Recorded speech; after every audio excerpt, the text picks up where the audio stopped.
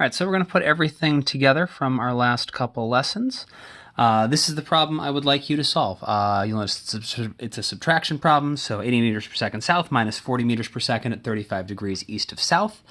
I need you to do all the things that you that we've talked about that you need to do. So write it as an addition problem, draw your diagrams, do what you need to do diagrams to solve them, and then solve the problem and come up with an answer in our appropriate vector notation. Go ahead and pause the video, work on the problem, unpause it when you're ready.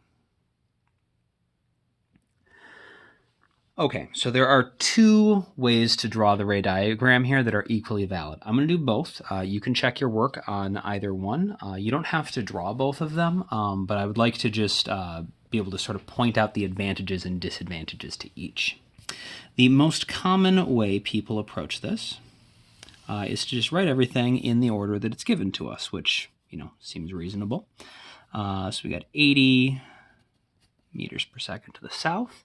So we got to rewrite this as an addition problem first. So the only thing that switches is anything being subtracted becomes an addition problem, and the ones that were being subtracted, those are the ones that we flip to the opposite direction. So the angle stays the same, but east becomes west and south becomes north. Okay, so I got to connect my 80 south tip to tail with 40 meters per second, 35 degrees west of north. So west of north is going to be this way. 40, be about that long. So that's 35 degrees, 40 meters per second, and then my resultant goes from the beginning to the end. And then we need to add our components in, and so people will draw the components in.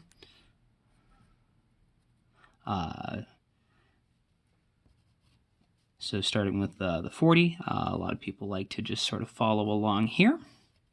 Because that 35-degree angle is already given to us, we can draw our north component in, and then add our west component in.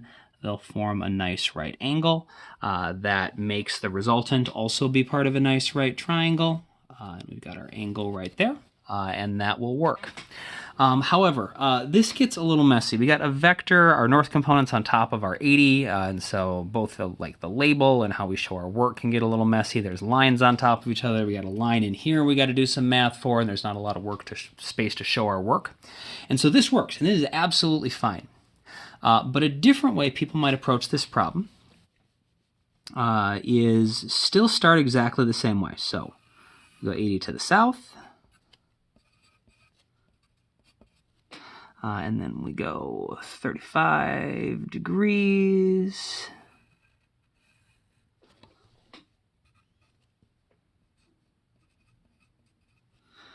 That's 40 meters per second, and then the resultant, just like it always was. But since the math gets a little messy if we have to write it on the inside of our triangle, and it just gets confusing to have vectors on top of each other, there's no reason, since we got to have a north component and a west component, why can't we do west and then north? That should be fine, right? We could draw those in, and that would keep all of our vectors and our components on the outside of our triangle, and that should make everything a little bit easier to see. And that'll give us more space to write our work. The only issue is we got to make sure we know this angle now, but these of course add up to 90 degrees, so if this is 35 degrees, this angle down here has to be 55 degrees.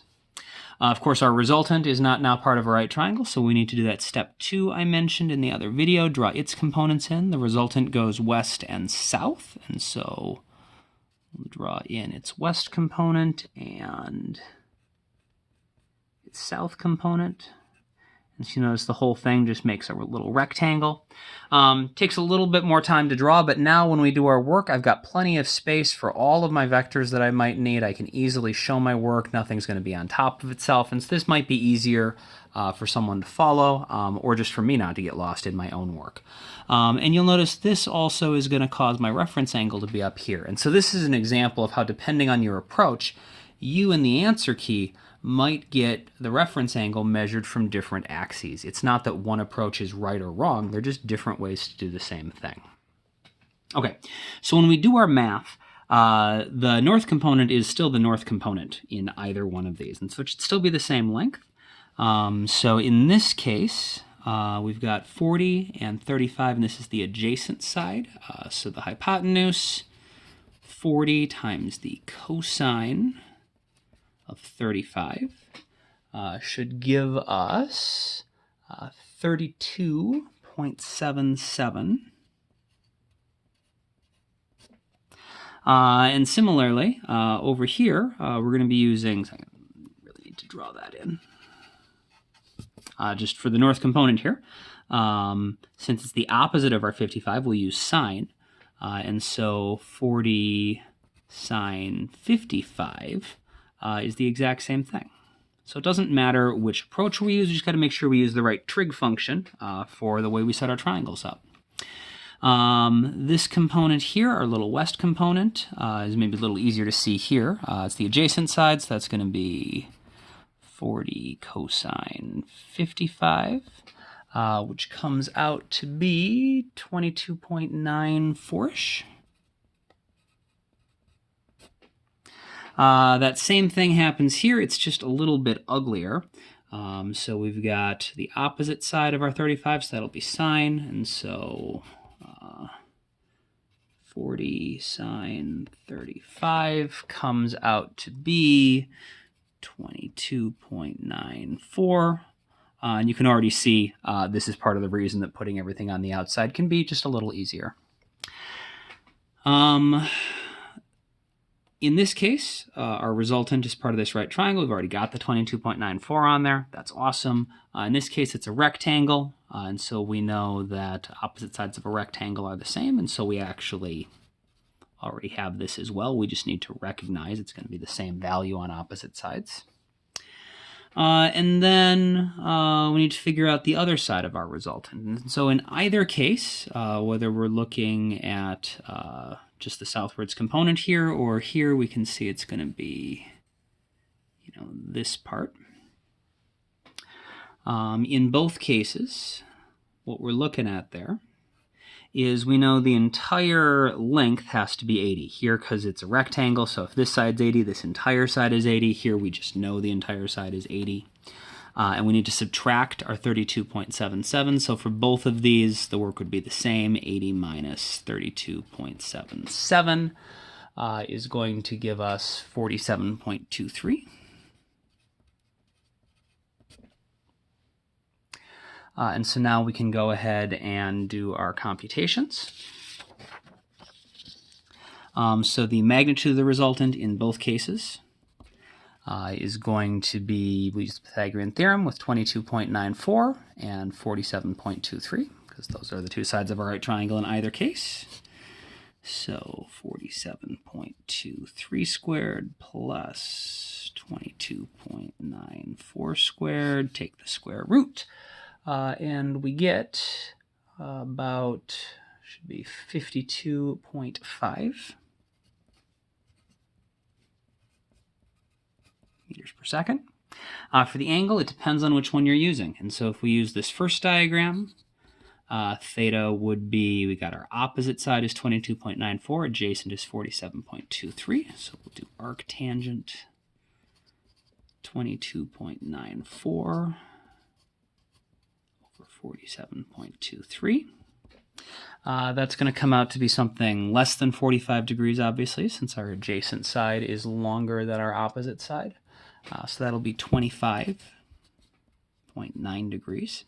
And we can see we would describe that as being west of south.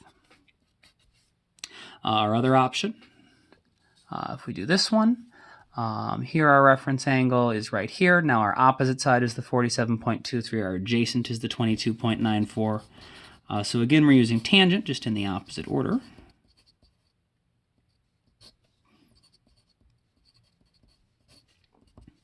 And that's going to come out to be 64.1 degrees south of west. We can see this angle here is south of west. And so either one of these is okay. You don't have to do both of them. Either one of them is okay. And then together, so our full answer, we got a magnitude, we got our angle, and we got the appropriate direction letters to describe that angle. And this does what we talked about in the other video. We know these mean the same thing because they both add up to 90 degrees, and they just have the order of their letters flipped. And so either one's okay. One's not better or worse. They're just different ways of solving and writing the answer for the same problem.